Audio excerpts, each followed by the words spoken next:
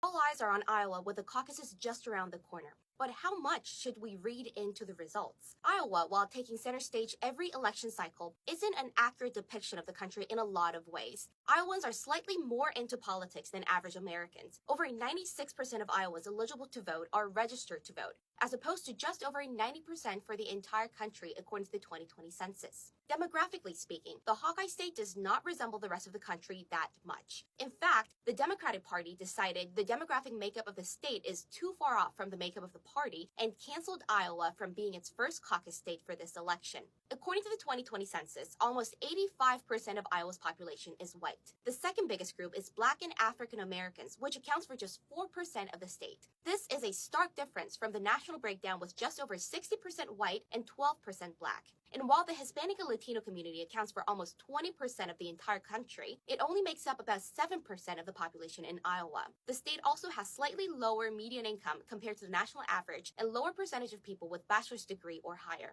Not only that, but Iowa also doesn't have the best track record when it comes to predicting the nominee. In fact, the state has a history of going for a completely different candidate than the final nominee.